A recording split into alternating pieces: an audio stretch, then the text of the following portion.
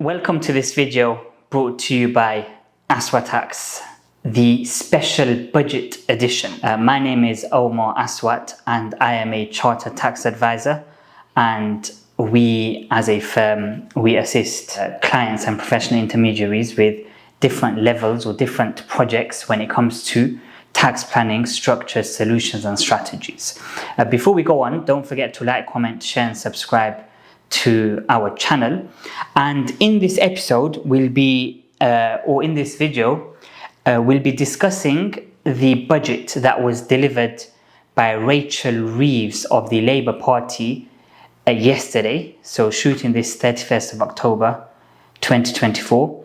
The budget was yesterday, 30th October 2024, and we'd be discussing in more detail than what you probably have seen or heard from in relation to the tax matters. So we'll be looking at different angles: capital gains tax, there's changes, national insurance contributions for employers, inheritance tax we definitely need to look at, the non-domiciled regime, or the abolishment, I would say, of the non-dom regime, pensions reform, property, corporation tax and other matters as well.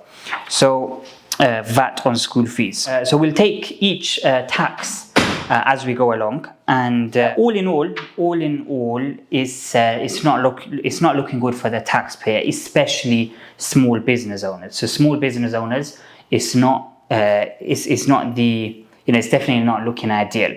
Now, I've always said that spending needs to be scrutinized more. We have the wastage, the PPE, track and trace, so much of the wastage. And the constant rising of taxes makes the UK less attractive for foreign investment, but within the country, it sort of subdues growth. So the increased taxes specifically on business owners, it does subdue growth because it was mentioned that, or the promise was that no increase in tax to the working people, but both directly and definitely indirectly, the working people will still be negatively affected. I think what we have to remember is that small business owners, or as in small businesses or just business in general, is good for growth, is good for the economy. Small business owners are the lifeblood of the economy. But it is what it is. There is the 22 billion or 40 billion black hole, and there's the increase in the borrowing, so it's something that had to be done. We'll start with capital gains tax. So when we look at capital gains tax, I'll start with property. So capital gains tax on property was 18% to 24%, and as pledged a couple of weeks prior to the budget, there'll be no increase in capital gains tax on residential property. So that remains at 18% and lower rate, and 24% for the upper rate or higher rate. However, the lower rate and upper rate for anything other than residential property, so this would be commercial property, land, stocks and shares, crypto, if it's investment and not trading, was 10% and then 20%. That's increased to 18% and 24%. So the lower rate has increased from 10% to 18%, and the upper rate has increased from 20% to 24%. Now, it's typical tactics from prior to budgets from governments, which is that throw out a high rate. So they threw out 39%, and then when the rate does increase, people are less emotional or less mentally affected by the increase. So you throw out 39%, but then you increase it to 24%. I think what people don't realize that, for example, the lower rate from 10% to 18% is not an 8% increase, it's an 80% increase. Okay, and 20% to 24% is not a 4% increase, it's a 20% increase. Okay, it's not a 4% increase, it's a 20% increase, and that's what you need to keep in mind. So negative impacts for those that own stocks and shares, so shares in a family company, owner-managed businesses, and just know that is immediate. So that came into play from yesterday. So any transactions that completed yesterday, in preparation for the budget or to avoid such rates, basically missed out, unfortunately. So that came into these rates, so 18% and 24%. That's all you need to consider now. 18%, 24% for shares and property. That came into play from 30th October 2024. I must say that along with capital gains tax increase, the business asset disposal relief remains as it is. But don't stop the video at this point, because it sounds good, and that's how politicians prepare their explanations. So business asset disposal relief. What is business asset disposal relief? It's the reduced rate at 10%. So disposing of certain qualifying business interests and or shares up to the lifetime limit of 1 million, which was 10 million a few years ago, down to 1 million. Any disposals up to that value is subject to a reduced fixed rate of 10%, capital gains tax at 10%. Now, there was uncertainty whether it's going to be reduced, scrapped. I don't think anybody was in their right mind was thinking that it'd increase, because unfortunately this Labour government at this moment in time, they're not interested in incentivizing that angle of growth. So business asset disposal relief, in the budget she mentioned that it'll stay as it is, but then 14% from 25-26, so from April 25, it'll be 14%, and then from 26-27, so within 2 tax years, it'll be the same. So effectively, it will be scrapped after 2 tax years. Okay, so it's a stealth tax, which is it's been frozen at 1 million, but rather it's not even a stealth tax. It's actually going to increase 14% and then to 18% from 26-27. So that's capital gains tax. There are other comments, for example, the EIS Enterprise Investment Scheme, the VCT scheme, will remain in play till 2035. But broadly speaking, that is capital gains tax. Let me know in the comments down below if you have any specific questions. I think the natural next step, it would have been inheritance tax, but let me just quickly talk about property. So property landlords, again, not looking good. Stamp duty land tax, this is the key thing, key comment to make, which is stamp duty land tax for additional properties. So not for the first home, for additional properties. So for second home buyers, investors, developers, non-residents, the additional rate will increase from 3% to 5%. Now again, it's not a 2% increase, it's a 67% increase. So therefore, for example, if you were to buy a second home for £300,000, previously you would pay £9,000 stamp duty land tax. Now you'll end up paying £15,000 in stamp duty land tax. And I say now because these rules came into effect from midnight. So 31st of October, the rules are in play as of today, 31st of October 2024. So no warning, just straight in 3 to 5%. And they snuck up the rate for non-natural persons, for example, corporates, up from 15% to 17% as well. It must be mentioned that the margin of the difference in stamp duty land tax between residential and non-residential property can now go all the way up to 14%, so a 14% difference. And therefore, my views are that uninhabitable homes or mixed-use properties will start to see more of those type of transactions. Okay, there are stamp duty land tax savings to be made. There are also reliefs to be accessed, 43 reliefs in total. So reach out if you'd like to discuss. When it comes to inheritance tax,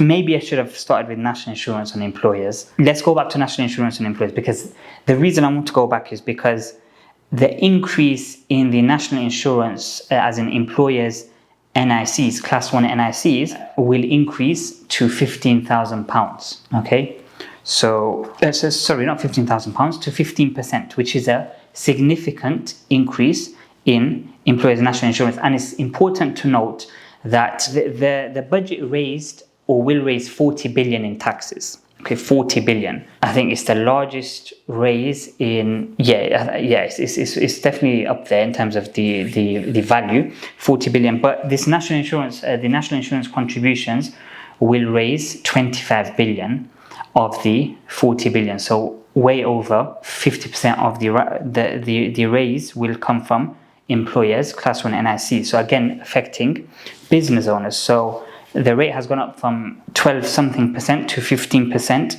and you'll begin to pay, the threshold has reduced from 9,100 down to £5,000.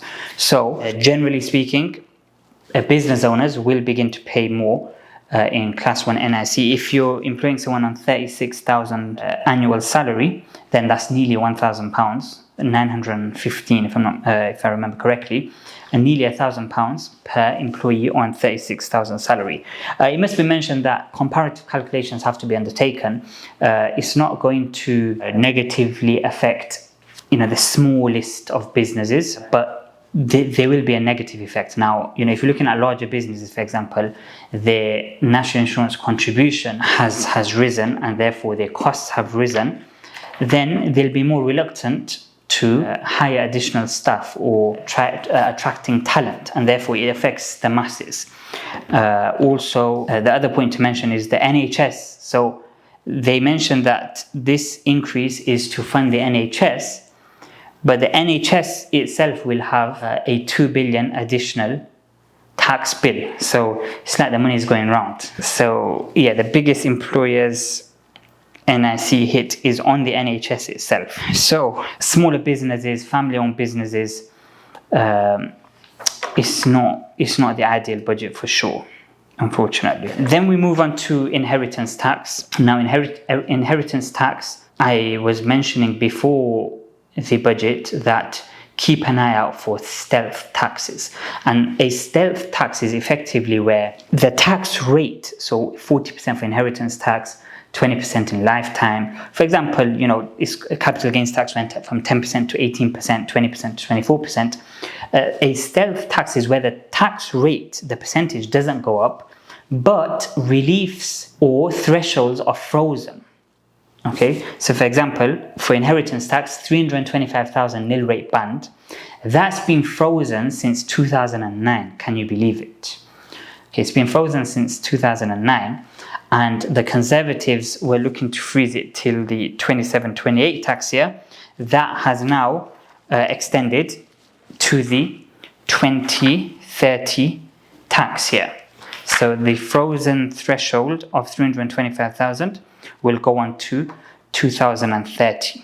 The residence nil rate band did remain. I was a bit uncertain around the residence nil rate band for a couple of reasons. As in, my initial thoughts were that they'll make it into one band, so £500,000 nil rate band, for example, just because there has been a lot of noise around the fact that the rules for residence nil rate band means that, okay, you have to own your main home, and then it has to go to direct descendants. So what about those that don't have kids, for example, or those that have assets elsewhere? But the residence nil rate band remains. The spousal exemption remains as well. We're going to come to pensions reform and the non-domiciled individuals regime. But the key point for inheritance tax is the restriction of business property relief and or agricultural property relief. So farmers will be affected. Family-owned businesses will severely be affected as well. Because let me spend a bit of time on this. Let me talk this one through. So, business property. I'll talk about the information, and then I'll give an example. But for example, previously there was no restriction. Now it'll be restricted to £1 million. Now, I need to still go in and understand the details a bit more, whether it's, what's the position in terms of trusts, how does it work between husband and wife, other angles as well, how it connects with the pensions reform, which is, again, disastrous for many, including the working people. We'll come to that very shortly. But yeah, £1 million is the restriction. Now, if we give an example, it's £1 million, and then you'll get 50% relief, given an effective inheritance tax rate of 20%, right? Because 40% is the inheritance tax charge, and then you have the 50% relief, and therefore 20%. Now, when you look at trading businesses in general, most of the clients that I work with, the trading business exceeds a million. It exceeds 10 million, 50 million. We've got one company where the value can easily be around 100 million. Okay, so it's in the region of 90 million. But most of the companies that we work with, definitely over 1 million. So if you're looking at a trading company valued at 10 million, previously it would be covered via business property relief. Now, let's just say parents, father and mother shareholders, okay? Value of business is 10 million. You want to pass down to the next generation. So on death, the shares in the company would go to the next generation.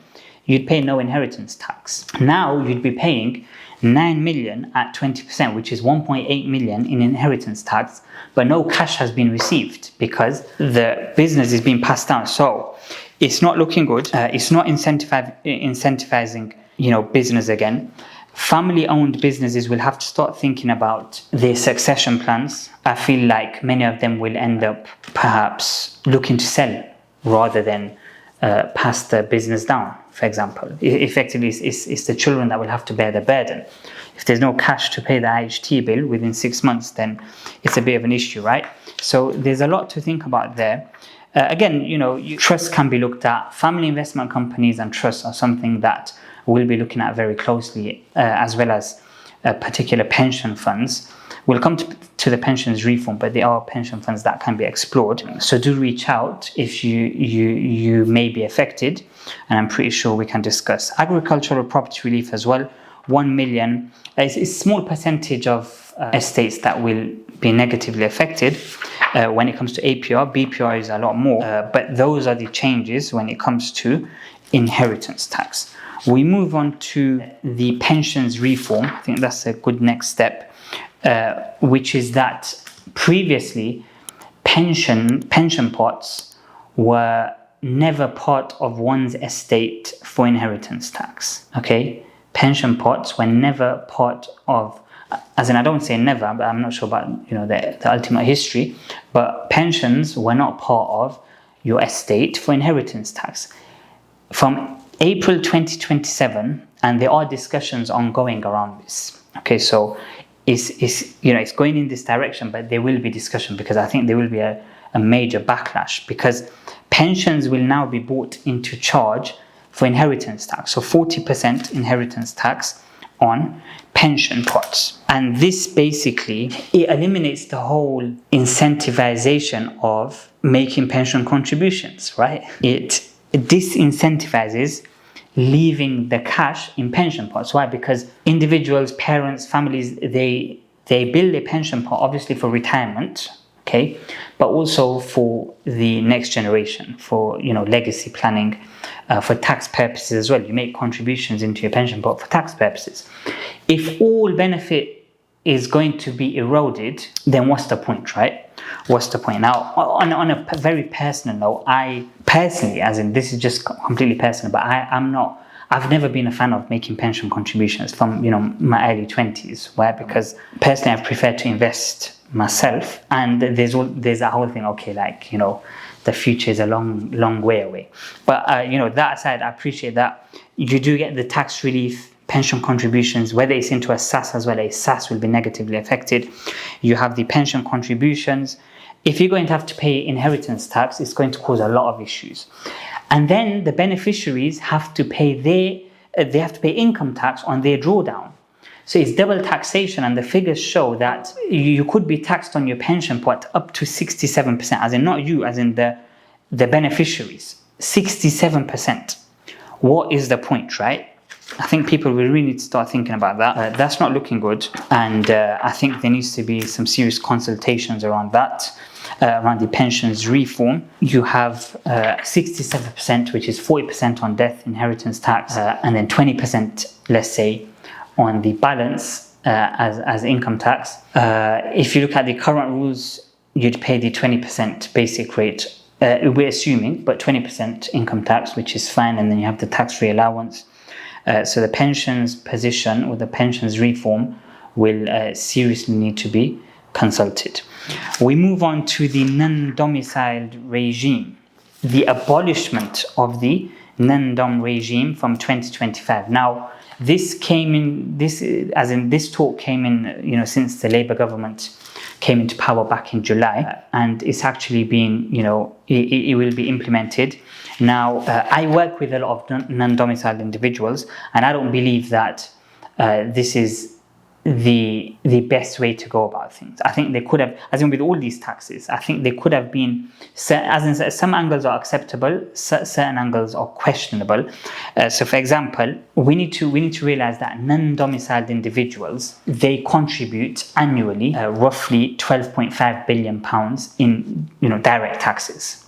So we're talking about wealthy individuals. We're not talking about, there's a reason they've come to the UK. They bring the expertise, they bring their capital, so foreign investment, and then they live here. They bring their culture, the ideas, the creativity, and they contribute 12 billion in taxes. I'm talking about the wealthy and non-domiciled individuals contributing 12 billion annually. Now, that the abolishment of the regime, as per the policy papers, is to bring in a further 12 billion in taxes. Okay, but I don't, as in what I believe is that many of the wealthiest and even the mid-wealthy non-domiciled individuals, they will leave the UK.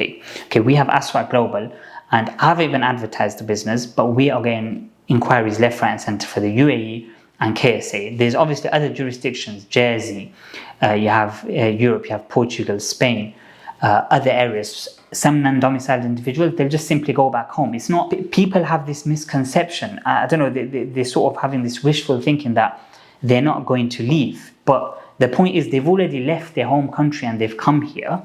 So for them, it's very easy to leave. It's a lot easier than, someone that's born and bred in the UK. Also, they have the ability, they have the means, they have the wealth to, many of them, they already have homes in other parts of the world. So they will assess the situation. Many of them will leave, and we're working with a few. And as I say, they'll take the ideas, the culture, and the capital investment with them.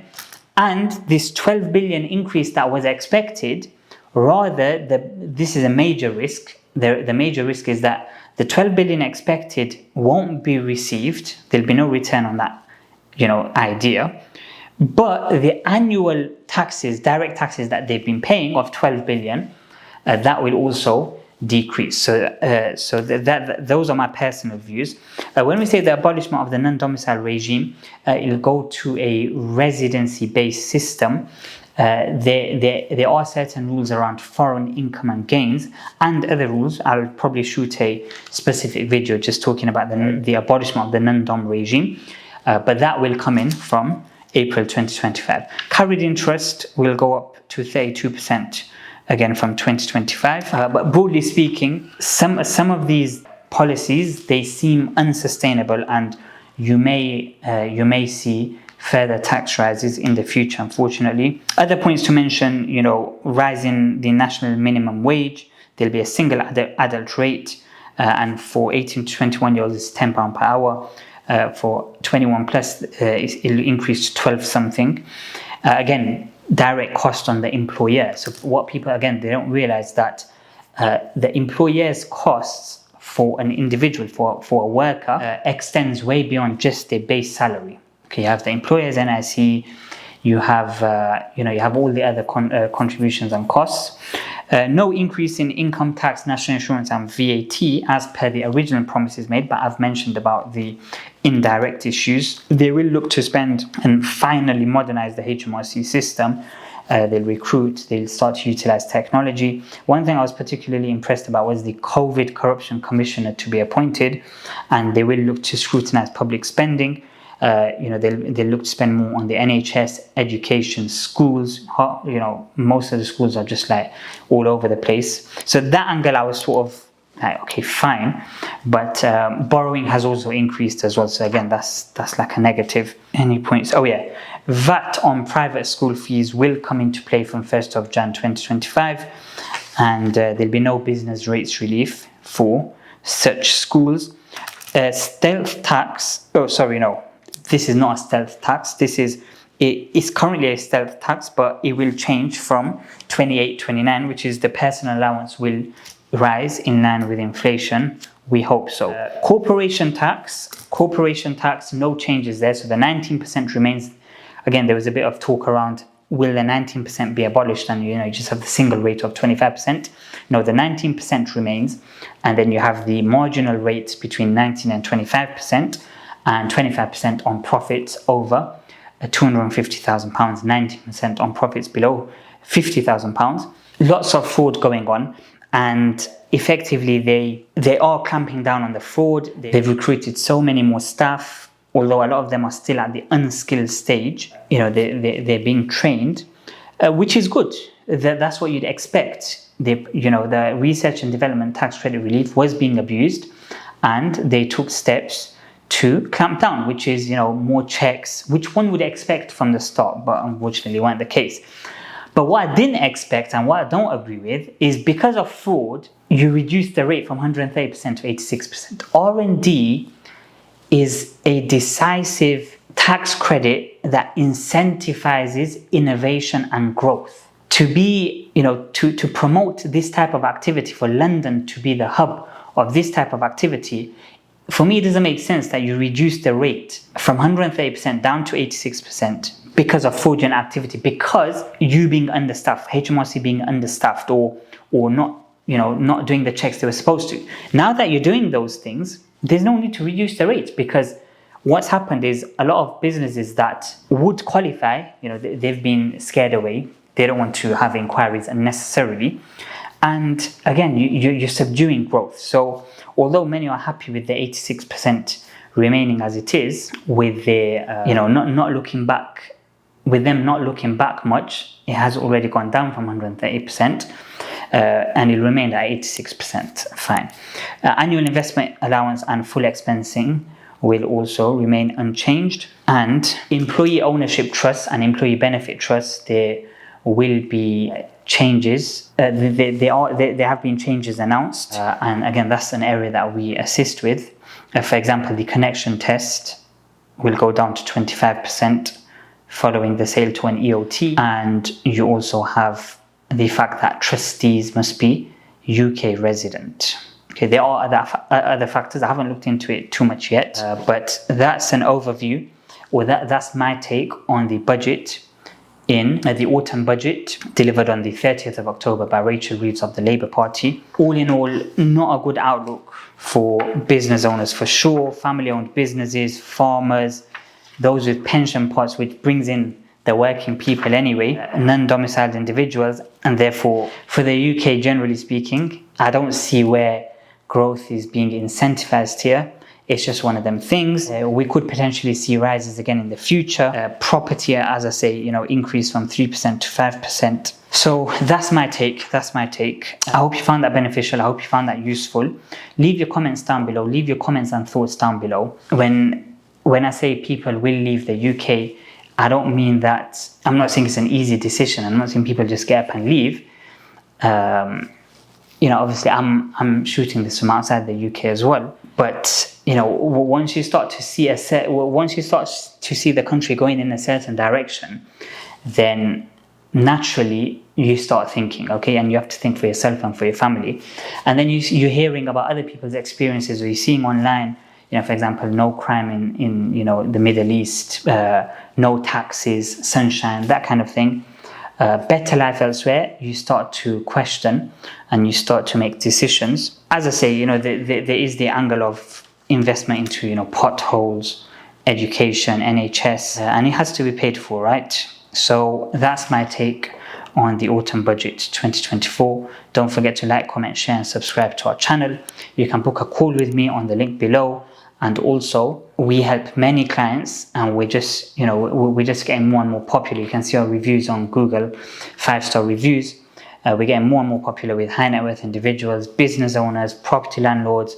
We also work with professional intermediary firms, so accountancy firms. They'll have their clients, they'll send work to us because tax is a very specialist area, right?